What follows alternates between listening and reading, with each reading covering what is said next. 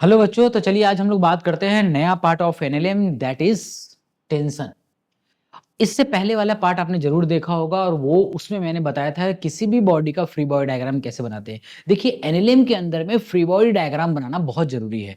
अगर आप free body diagram नहीं बना पाते हैं और उससे रिलेटेड जो छोटे मोटे हमने क्वेश्चन देखे थे, अगर वो नहीं हो पाएगा तो शायद ये वाला अगला स्टेप है तो वो वहां तक होना बहुत जरूरी है। तो आप बेशक उसको देख के रखिए और तब ये इससे यहां से कनेक्टिविटी में आपको समझ में आएगा। ठीक है, तो टेंशन क्या होता है? देखिए कोई भी दो सिस्टम को कई बार आपने क्वेश्चन में देखा होगा कि रस्सी से जुड़ा हुआ होता है। कुछ इस तरह से अगर मैं आपको दिखाऊं तो कुछ इस तरह से हम लोग अभी आगे क्वेश्चंस करेंगे। तीन बॉडी है और तीनों बॉडी के बीच में रस्सी जुड़ा हुआ है और एक 28 न्यूटन का फोर्स के साथ खींच रहे हैं। तो आपसे पूछा जाता है कि इस रस्सी में टेंशन क्या है। तो पहली बात तो टेंशन समझना तो पड़ेगा कि टेंशन है क्या। तो रस्सी के अंदर में टेंशन कब आता है? जब आप किसी चीज को पकड़ के खींचेंगे तो उस रस्सी में तनाव आता है, वो तनाव ही टेंशन होता है। अब ये तनाव क्यों आता है? जब आप इसे खींचेंगे तो इसके मॉलिक्यूल इंटरकनेक्टेड होते हैं, भाई ऐसे कनेक्टेड होते हैं। तो आप जब खींचेंगे तो मॉलिक्यूलर लेवल पर उनको स्ट्रेच वाली फीलिंग आएगी, स्ट्रेच कंडीशन में, तब वो खींचा हुआ महसूस करेगा, तब वहां से वो टेंशन वाला पार्ट आता है। ठीक, रस्सी के अंदर में आप हमेशा पुल वाला नेचर कर सकते हैं, रस्सी से किसी ऑब्जेक्ट को बांध करके खींच सकते हैं। रस्सी की मदद से किसी को धक्का नहीं दिया जा सकता है, ये नेचर रस्सी में नहीं होता है। तो हम लोग पहले बात करते हैं रस्सी। जैसे यहाँ पे आप देखिए एक बॉडी है जिससे एक रस्सी बांधकर एक आदमी इस ऑब्जेक्ट को खींच रहा है, इस बॉडी को खींच रहा है, तो खींच सकता है। अब यही चाहे कि इस रस्सी की मदद से इसको धक्का दे दिया जाए, जो कि पॉसिबल नहीं है। तो रस्सी भी एक तरह का फोर्स है जो लगाया जाता है एक्सटर्नली और पुल करने के लिए इस्तेमाल किया जाता है। एक्सटर्नली आप उस पर लगा सकते हैं और पुल करने के लिए आप उसकी मदद कर सकते हैं, मदद ले सकते हैं। आगे कुछ प्रॉपर्टी में बात करते हैं। जैसे रस्सी का मैंने अभी आपको बताया कि वो हमेशा पुलिंग नेचर होता है, ठीक है, पुश नहीं कर सकते हैं उससे। ठीक है, ये यहां पे मैं टिक कर देता हूं। टेंशन अक्रॉस मासलेस पुली। अच्छा, हम लोग यहाँ पे बात करते हैं, मैंने आपको स्टार्टिंग में ही बताया था कि जहां पे पुली आएगा हम लोग इस चैप्टर में कंसीडर करते हैं कि जो पुली होता है वो मासलेस होता है। इनफैक्ट स्ट्रिंग भी यानी रस्सी भी एक तरह से हम लोग यहाँ पे मासलेस लेते हैं। हाँ, कुछ क्वेश्चंस में मास ऐड हो जाता है, जहां पे मैं भी आपको एक दो क्वेश्चन कराऊंगा, but most of the cases में वो मासलेस ही पुली हम लोग स्ट्रिंग बात करते हैं। ठीक है, टेंशन अक्रॉस मासलेस पुली और फ्रिक्शनलेस पुली रिमेन्स कांस्टेंट, यानी कि रस्सी थ्रू आउट जो होता है over a passing through a pulley, pulley से जब वो पास करता है तब वो कांस्टेंट होता है। ठीक है ना। अच्छा, ropes become slack when tension becomes zero. अच्छा, रस्सी में अगर टेंशन नहीं है मतलब खिंचाव नहीं है तो निश्चित तौर पे वो बेंड हो जाएगा, स्लैक हो जाएगा। ठीक है, string is assumed to be inextensible, मतलब बढ़ नहीं सकता है, फ्लेक्सिबिलिटी नहीं है, मतलब एक्सटेंड नहीं कर सकते आप। ऐसा नहीं कि आप उसको खींच कर बड़ा कर सकते, परफेक्टली इलास्टिक होता है अनलेस स्टार्टेड, जब तक वो खींचा ना जाए। That is why the magnitude of acceleration of any number of masses connected through the string is always be the same.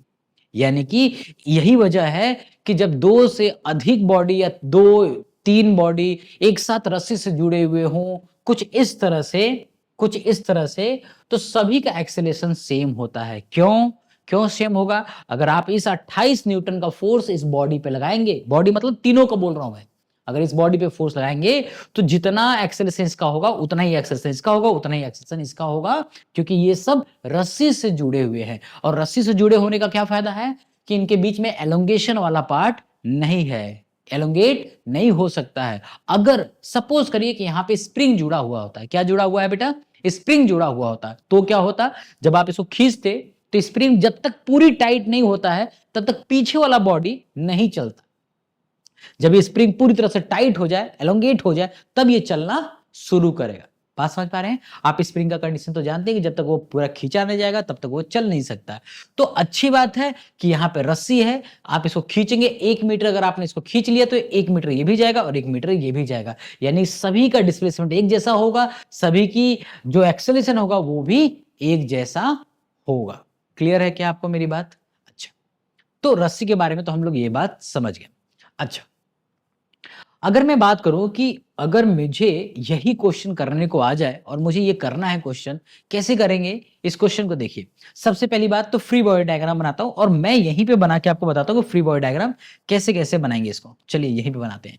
देखिए, सबसे पहली बात तो इसका रहा यहाँ पे 4G नीचे, है ना, mg को मैंने 4G लिखा हुआ है, यहाँ पे है 2G और यहाँ पे होगा 1G।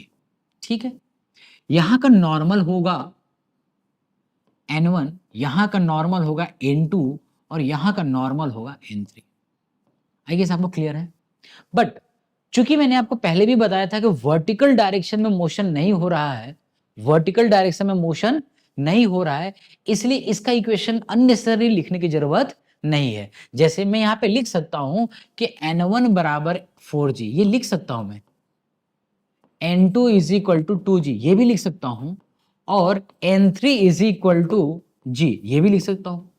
बट इसकी कोई जरूरत नहीं है। मैंने आपको बताया था कि इस चैप्टर के अंदर में हम लोग विदाउट फ्रिक्शन की बात करते हैं, तो जब विदाउट फ्रिक्शन होता है तो फिर वर्टिकल मोशन के अंदर में मोशन तो हो नहीं रहा है, वर्टिकल डायरेक्शन में मोशन नहीं हो रहा है, इसलिए इसको अननेसेसरी फ्री बॉडी डायग्राम बनाने की जरूरत नहीं होती है।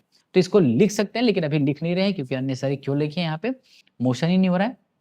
ओके, तो किस डायरेक्शन में मोशन हो रहा है भैया?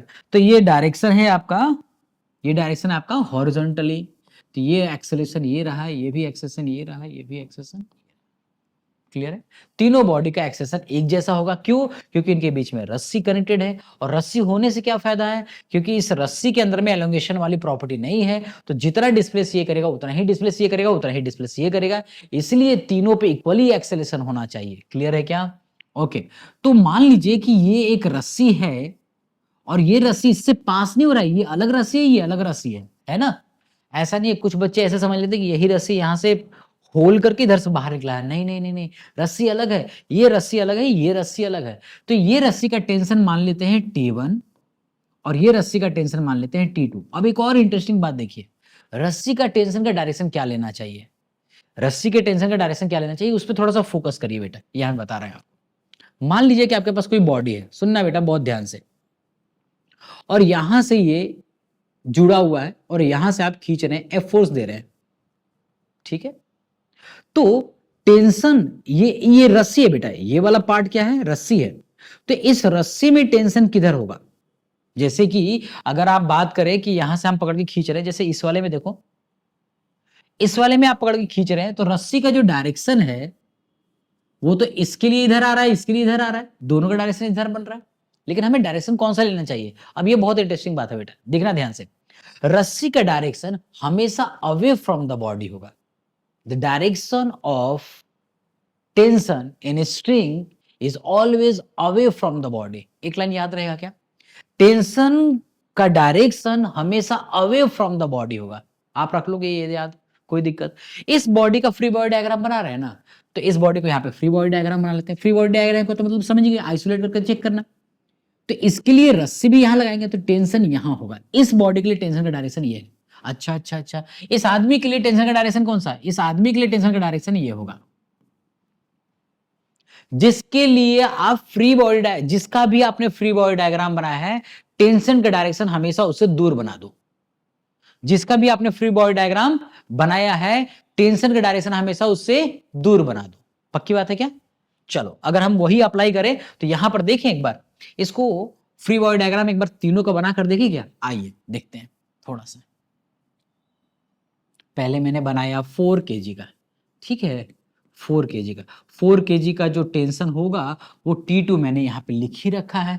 यहाँ पे आता है 2 kg का, आइए देखते हैं। यहाँ पे ये रहा 2 kg, तो यहाँ पे टेंशन का डायरेक्शन होगा T1 और पीछे वाला T2। हाँ, ये रस्सी इससे जुड़ा हुआ है, 2 kg से तो आगे और पीछे दोनों जुड़ा हुआ है, तो पीछे वाले का आपने T2 पहले ही मान लिया है, तो थ्रू आउट रस्सी में टेंशन नहीं बदलता है।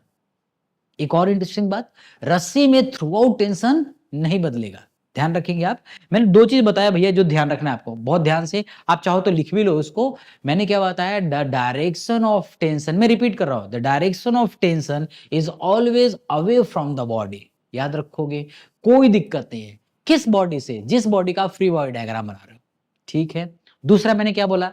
मैंने ये बताया कि टेंशन थ्रू आउट रस्सी सेम होगा, वी अज्यूम डेट, हम ऐसा अज्यूम करते हैं कि टेंशन थ्रू आउट रस्सी सेम होगा, रस्सी बदलेगा टेंशन बदलेगा, लेकिन रस्सी सेम रहेगा टेंशन सेम रहेगा। भाई ये बात समझ लेना, रस्सी बदलेगा टेंशन बदलेगा, रस्सी सेम टेंशन सेम, पक्की बात है क्या, ध्यान रखोगे। चलो आगे चलते। तो ये रहा T1, ये रहा T2, ये रहा 4 kg, ये रहा 2 kg, बहुत बढ़िया। अब आते हैं यहाँ पे 1 kg पे। अब आप मुझे बताओ 1 kg का किधर होगा, इधर होगा 28 न्यूटन, लग रहा है कि नहीं लग रहा है, और पीछे क्या लग रहा होगा T1। एक बार ध्यान से समझ लो, यही फ्री बॉडी डायग्राम में तो सबसे बड़ा चैलेंज होता है, इसको चीजों को समझना और इसके बेस पे क्वेश्चन सॉल्व करना। मैंने क्या किया, ये था आपके पास, ये बॉडी था, ऐसा सिस्टम दे रखा था, आपसे पूछा था कि दोनों स्ट्रिंग में टेंशन क्या होगा और एक्सेशन क्या होगा, यही क्वेश्चन पूछेगा, और क्या पूछ सकता है। तो तीनों बॉडी को हमने फ्री बॉडी डायग्राम बना लिया, जैसा कि हम लोग पहले भी सीखे हैं कि फ्री बॉडी डायग्राम बना सकते हैं, तो बना लिया भैया हमने फ्री बॉडी डायग्राम, ये रहा ये रहा।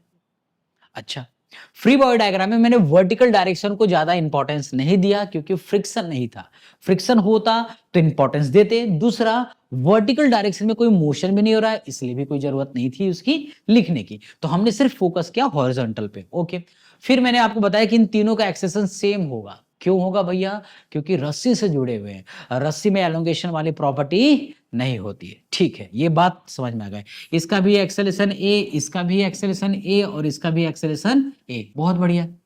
ठीक है, अब इसमें इक्वेशन लिखेंगे, कौन सा sir, net force is equal to mass into acceleration. क्या लिखेंगे, net force is equal to mass into acceleration. देखिए पूरे एनएलएम में दो ही चीज महत्वपूर्ण है, पूरे एनएलएम में दो ही चीज इंपॉर्टेंट है। पहली चीज है फ्री बॉडी डायग्राम बनाना, और अगर आप ठीक से फ्री बॉडी डायग्राम बना लिए तो दूसरा है इक्वेशन लिखना। और इक्वेशन कैसे, किस बेस पे लिखते हैं, तो net force is equal to mass into acceleration, या F external is equal to mass into acceleration. ठीक है, अब यहां पे समझना बेटा, क्या अगर मैं बात करूं तो यहां पे फोर्स, एक ही फोर्स लग रहा है, हाँ भैया, तो आप इक्वेशन लिखिए T2 is equal to mass into acceleration, that mass is 4 kg and acceleration is a। अब आप मुझे बताओ कि कहीं भी मुश्किल है क्या इस पार्ट को लिखने में। मैंने आपको पहले ही बोला था कि एनएलएम आपके लिए सबसे इजी पार्ट बना दूंगा मैं, और अगर आप ध्यान से इस पार्ट को समझते जाएं तो आप कमेंट करके मुझे बताना कि क्या आपको कहीं पे भी मुश्किल लग रही है क्या। अगर आपको मुश्किल लग रहा हो तो मुझे तुरंत बताना कि भाई इस पार्ट में मुझे मुश्किल लग रहा है, मैं और डिटेल में उसको पार्ट को क्लियर करूंगा आपको। लेकिन आई गेस मुझे आपको कहीं दिक्कत नहीं आएगी, लेकिन अगर आप बहुत ध्यान से सुनोगे समझोगे करोगे तब। लिखना जरूरी है, इसलिए लिखते भी चलो साथ साथ में।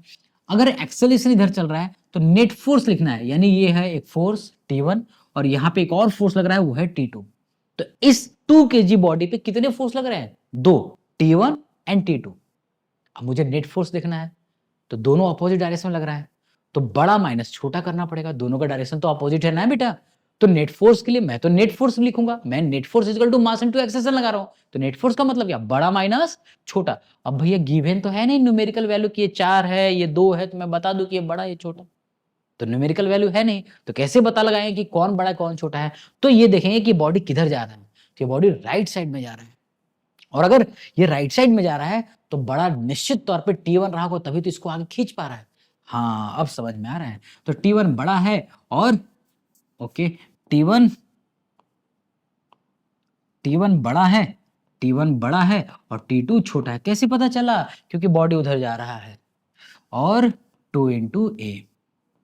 आप मुझे बताओ कहीं भी मुश्किल लग रहा है क्या, कहीं भी मुश्किल लग रहा है क्या, बहुत ही ईजी है, मैं खुद बता रहा हूँ बहुत ईजी है। लेकिन ये क्या क्वेश्चन नहीं आते हैं क्या, आते हैं, कॉम्पिटिशन में नहीं आते हैं क्या, आते हैं। क्या आपके मॉड्यूल में ये क्वेश्चन नहीं दे रखा है, दे रखा है, तो मैं वही तो बता रहा हूँ, आप बनाओ तो सही, इसको करो तो फिर अपन नेक्स्ट लेवल पे बात करेंगे। चलो अब हम बात करते हैं यहाँ पे, आप मुझे खुद बताओ, ये है 28 न्यूटन और ये है T, कौन बड़ा, 28। कैसे पता चला भैया, क्योंकि उस साइड जा रहा है। Net force is equal to mass into acceleration, 28 newton minus T1 is equal to 1 into a। कोई दिक्कत, ये रहे 3 इक्वेशन, फर्स्ट सेकेंड थर्ड। अब इन तीनों इक्वेशन को सॉल्व करना है और आपका आंसर आ गया। इन तीनों इक्वेशन को सॉल्व करिए और ये आपका आंसर आ गया। ठीक है, सॉल्व कैसे करेंगे सर, आप मुझे बता दीजिए, सॉल्व कैसे करेंगे भैया। देखो T2 की वैल्यू उठा के यहाँ रख दो, T1 आ गया, T1 की वैल्यू उठो, हाँ उठा के रख दो, जो आपको करना है वो करो, सॉल्व ही तो करना है, कुछ नहीं है। आइए बात करते हैं हम लोग। सो अब यहाँ पे हम लोग इस इक्वेशन में पुट करते हैं T1 माइनस T2, T2 की जगह पे मैं 4a लिख दूं क्या? हाँ बिल्कुल लिख सकते हैं, 4a लिख दिया। भैया T2 की जगह पे तो 4a तो डायरेक्ट लिख सकते हैं ना, तो T1 एज इट इज लिखा माइनस T2, T2 की जगह पे minus 4a is equal to 2a। लियो भैया, T1 आ गया 6a, हाँ हाँ T1 आ गया 6a, हाँ कि ना। अब T1 उठाकर यहां पुट कर दो, लो T1 उठाकर कहां पुट करना है? इस पे, तो 28 minus T1, T1 is 6a is equal to a, तो ये उस साइड चला जाएगा, तो a बराबर 28 अपॉन में 7, माइनस है तो उधर प्लस आ जाएगा, 4 मीटर पर सेकेंड स्क्वायर। क्या आ गया भैया? ये एक्सेलेरेशन आ गया। क्या आ गया? एक्सेलेरेशन आ गया। आप मुझे बताओ कहीं भी तकलीफ आई क्या? कहीं भी तकलीफ आया क्या? क्या करना है? बहुत सिंपल, टेंशन का direction away from the body of free body diagram, जहां से भी आप बना रहे हैं फ्री बॉडी डायग्राम ले रहे हैं। दूसरा मैंने क्या बताया आपको कि रस्सी सेम तो टेंशन सेम, रस्सी अलग तो टेंशन अलग, ठीक है। तीसरी बात क्या करना है? फ्री बॉडी डायग्राम बनानी है, और फिर उसके बाद चौथा इक्वेशन लिखनी है। इसके अलावा मुझे बताओ कोई दिक्कत है तो? कुछ दिक्कतें, लोग इसी से डरते हैं, और बहुत ईजी है। मैं वही बता रहा हूं कि अगर आपको एनएलएम ठीक से समझ में आ गया ना, तो आप कोई भी क्वेश्चन एनएलएम के कर लोगे। एनएलएम कहीं नहीं, फ्रिक्शन भी क्वेश्चन हो जाएगा, वर्क पावर एनर्जी भी क्वेश्चन हो जाएगा, ये सब इंटरकनेक्टेड है एक दूसरे से। ये चैप्टर एक दूसरे से इंटरकनेक्टेड है, एक चैप्टर ठीक सुधरा बाकी सब चैप्टर सुधरेंगे एक के साथ एक, और आपको रिलेटेड मजा भी आएगा आपको समझने में। चलो अच्छा भैया, ये बात तो समझ में आ गया आपको, और सुन बताओ सर मुझे तो टेंशन निकालना था। लियो भैया टेंशन, आ जाओ आ जाओ आ जाओ, T2 निकालते हैं। देखो भैया T2 is equal to 4 into A is 4, it become 16 newton. लियो भैया हो गया, किसकी वैल्यू? T2 की। अच्छा हमें T1 भी तो निकालना है, हमें T1 भी निकालना है, तो T1 के लिए क्या करें? क्या दोनों में से किसी एक इक्वेशन को रख लो, अगर यही अच्छा लगे तो ये रख लो, ये रखना है तो ये रख लो, यही रख लो। T1 minus 2a is equal to T2, इसको इधर ले गया, इसको इधर ले गया, T1 कितना हो गया? 16 न्यूटन, माइनस 2 इंटू 4 है ना, ठीक है, तो इनको 4 कर दो इजिकल टू T2 आ गया। तो क्या 16 माइनस 8, 8 दूनी 16 न्यूटन। देखना कुछ मैंने मिस्टेक तो नहीं कर दिया, ठीक है। आई गेस बहुत सिंपल सिंपल है। अच्छा ये बताओ एकदम सिंपल है कि नहीं? मैं फिर से रिपीट करता हूं बेटा, टेंशन का डायरेक्शन मैं याद ही करा दूंगा, हाँ याद करा दूंगा, बस चिपके रहो और देखो यहाँ पे पूरी की पूरी चीज याद करा दूंगा। Tension away from the body, जिस बॉडी से आप फ्री बॉडी डायग्राम बना रहे हैं टेंशन हमेशा उससे दूर होगा। पहली बात क्लियर हो गया? अच्छा टेंशन क्लियर हो गया सर जी। रस्सी सेम तो टेंशन सेम, रस्सी सेम तो टेंशन सेम, रस्सी अलग तो टेंशन अलग हो, ठीक। तीसरी बात है, अगर मैं बात करूं रस्सी से कोई भी चीज कनेक्टेड है तो एक्सेलेरेशन सेम रहता है। फ्री बॉडी डायग्राम बनाएंगे, और चौथी और लास्ट चीज उसका इक्वेशन लिखेंगे और सॉल्व करेंगे। क्लियर है कि नहीं? क्लियर है कि नहीं भैया? एकदम सीधा से, एकदम सीधे तरीके से। आइए अगला क्वेश्चन बात करते हैं। कोई और क्वेश्चन है क्या भाई? अच्छा ये पुली वाला क्वेश्चन है, एक सेकंड मैं और देख लेता हूँ, कोई क्वेश्चन इस तरह के और भी होंगे।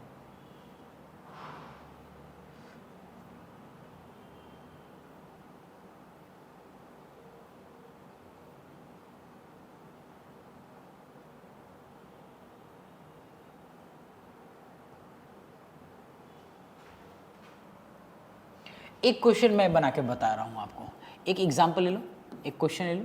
मान लेते हैं कि यहाँ पे एक 4 kg का बॉडी है,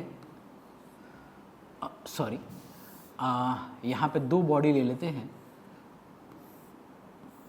और यहाँ पे ले लेते हैं 10 न्यूटन का फोर्स लग रहा है, और ये 2 kg है बॉडी, और ये है 3 kg बॉडी। तो चलिए मुझे आप बताइए कि इन दोनों के बीच में रस्सी में टेंशन कितना होगा? भैया आप बता देना सही ढंग से, मैं बता रहा हूं आपको।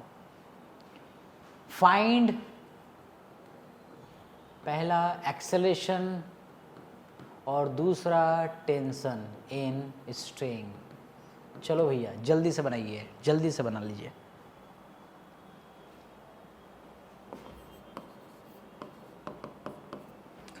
सबसे पहले फ्री बॉडी डायग्राम बनाए। देखो हमने फ्री बॉडी डायग्राम बनाया सर, 3 kg का यहाँ पे हो गया और 2 kg का यहाँ पे हो गया, हाँ कि ना भैया? बहुत बढ़िया। यहाँ पे कितना लग रहा है? 10 न्यूटन। तो पीछे में एक रस्सी है, इसके लिए इधर होगा टेंशन का डायरेक्शन और इसके लिए इधर होगा टेंशन का डायरेक्शन।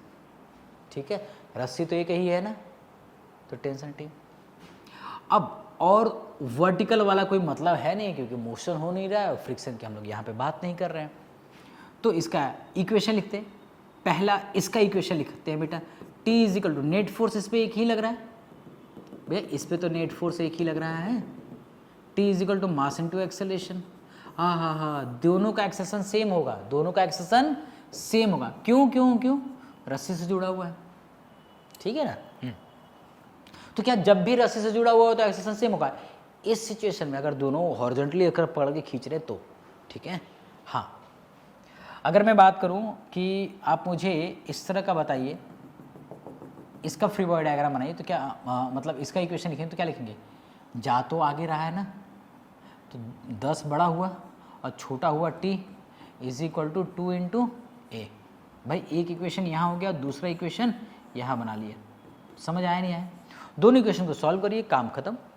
t की वैल्यू वहाँ और रखिए, t की वैल्यू वहाँ रखेंगे तो क्या आएगा? सॉल्व करें यहाँ पे। चलो यहाँ पर देखो तो सॉल्व कैसे कर रहे हैं।